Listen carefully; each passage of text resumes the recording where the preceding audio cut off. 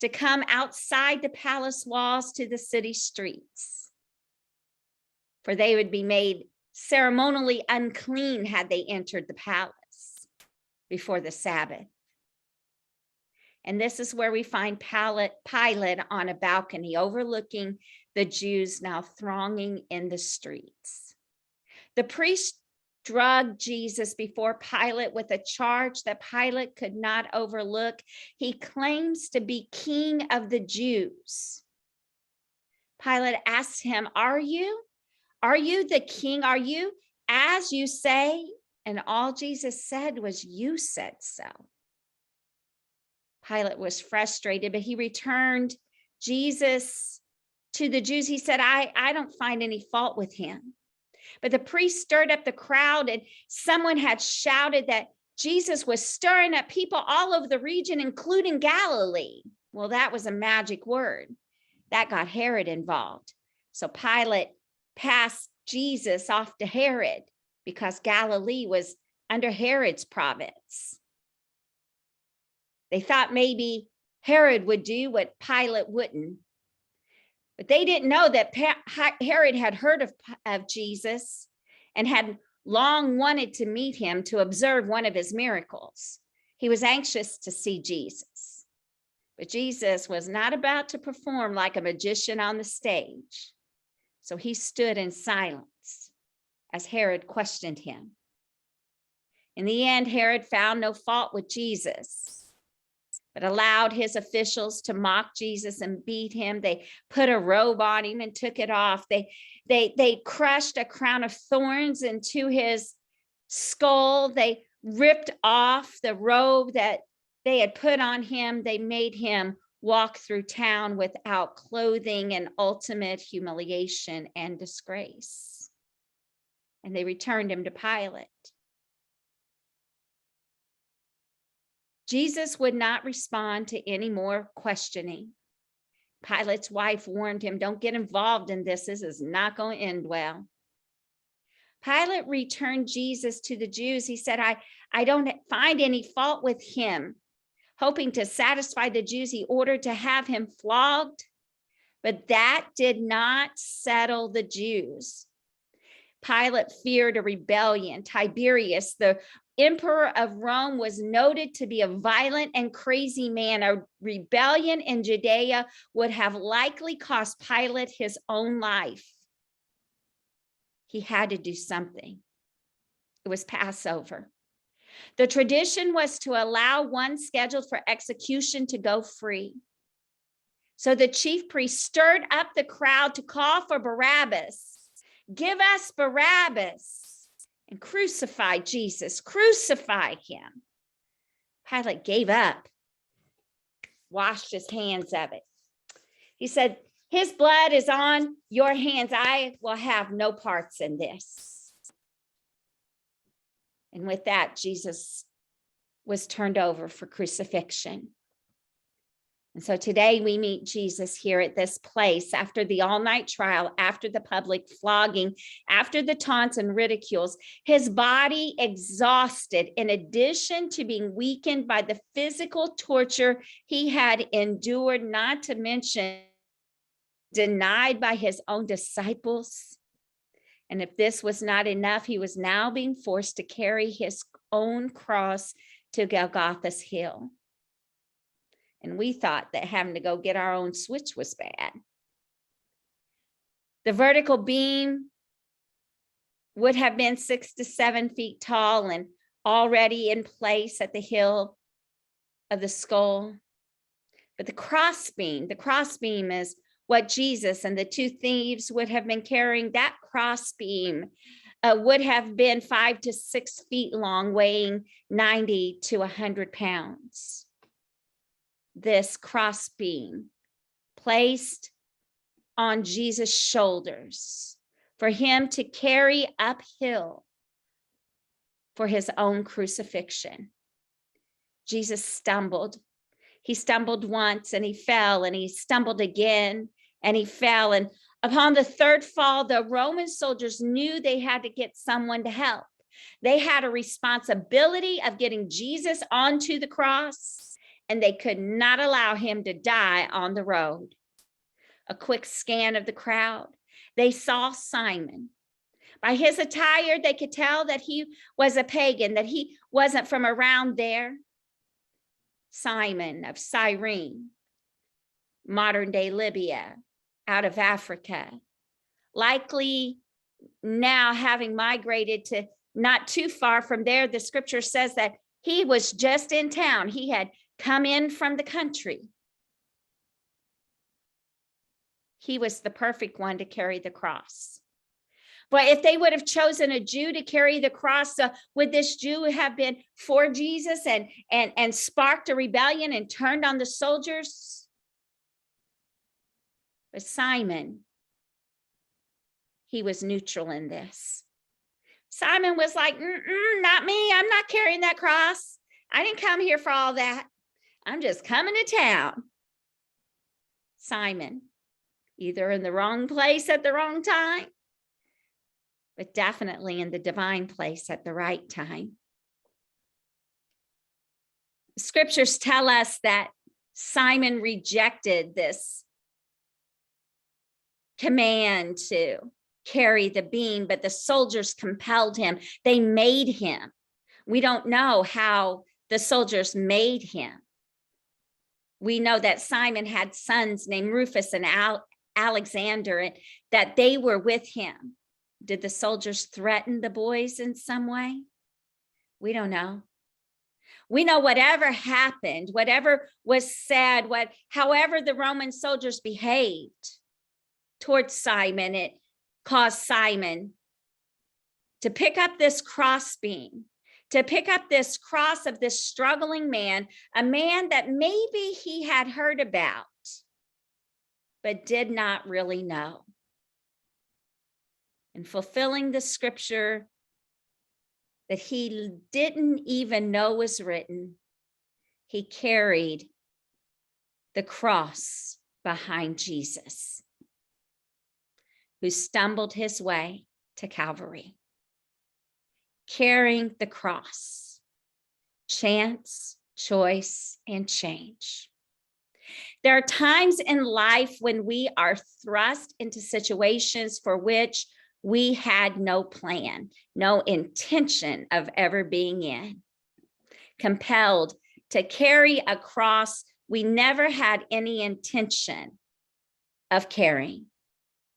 For some, this cross might be raising kids after your kids are already gone. I never intended to raise this second group of kids.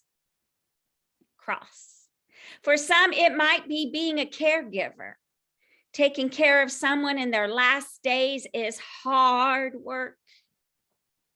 Not really something we planned for or plan to do, especially as children who are thrust into positions of caring for their parents. For some, it's working later in life, had already planned to be retired by now, but something happened, things changed. Or maybe it's a leadership role that we had no intention of ever doing. It's here that I want to note that carrying the cross is sometimes we say, well, this is just my cross to bear, but I want to be clear here that evil is not the cross that God has ever expected us to bear the weight of. Evil, poverty, evil, all the isms, evil is not a cross to bear. And also addictions, abuse, these coping mechanisms, that ways that people respond to the pain of their life, that's not the cross for us to bear. The cross is an unexpected burden to carry that is not about you, yet is for you at the same time. This cross can make us feel like, why me? Why do I have to do this? Why has this happened to our family? What have I done to deserve this? Or what did my mama do? She always loved God. Why couldn't God step in?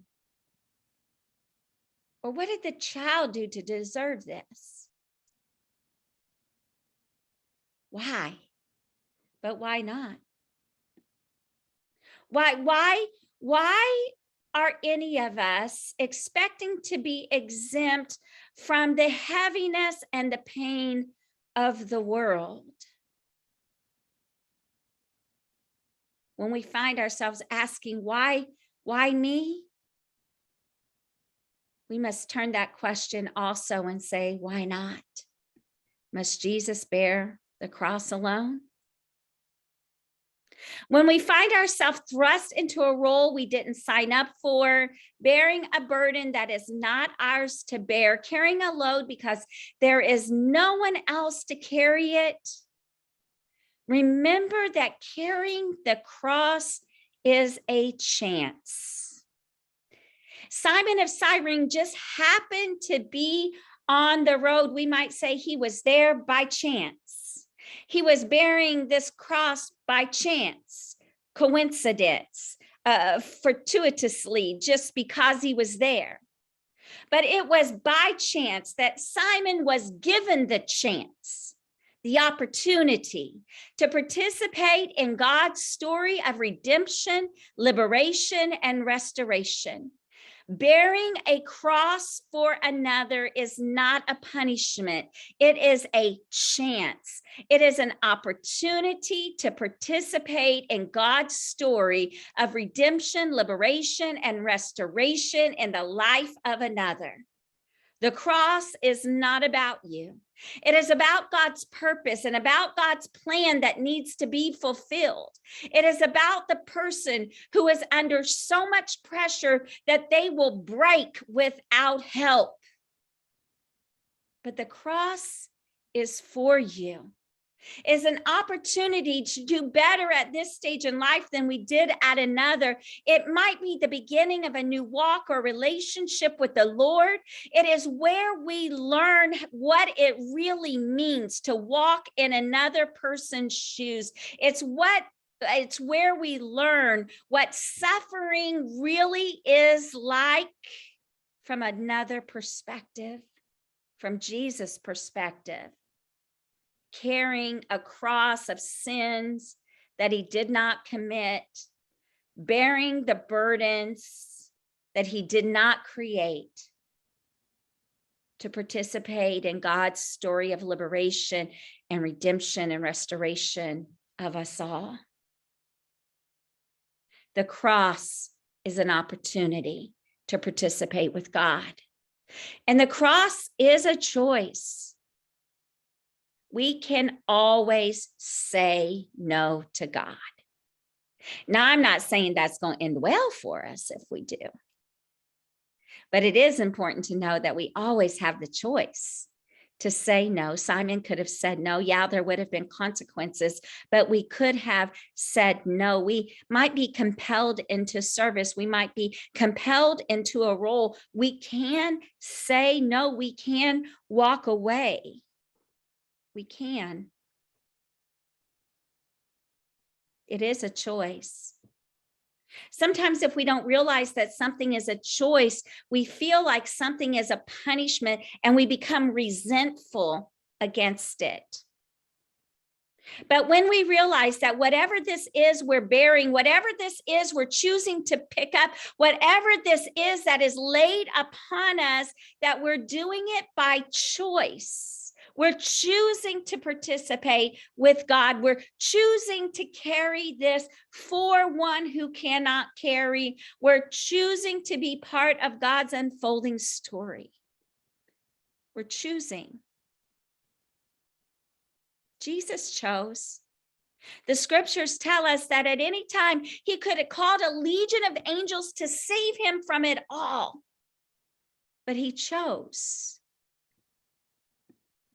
And we can also choose. The cross is an opportunity. The cross is a choice, and the cross brings change. Simon was a pagan who became a believer.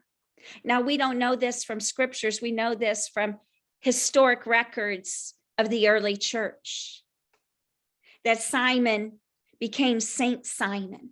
that this encounter Simon had on this road to Calvary with carrying this cross. Simon was changed by the grace of Jesus. Something changed in Simon. When we bear a cross, something inside us changes. If we carry a cross with resentment, we'll become bitter and hostile and hard. But if we carry this cross with honor, knowing that we were chosen for this chance, grace, compassion, tenderness, knowledge, knowing what it really means to be love, not to just do love or feel love, but to be love. And while we don't know much about what happened to Simon after the crucifixion, and while church records show that Simon somehow was converted and had something to do with the early church, we also know that Simon's sons, Alexander and Rufus, that their names are also recorded as being involved in the earliest days of the Roman church. You see, when we carry the cross, when we allow the cross to change us, those who are watching us are also changed.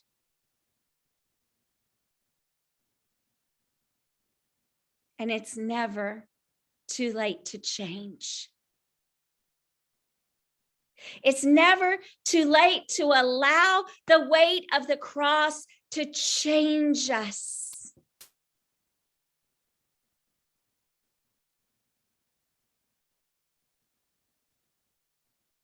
The cross is not about us, but the cross is for us.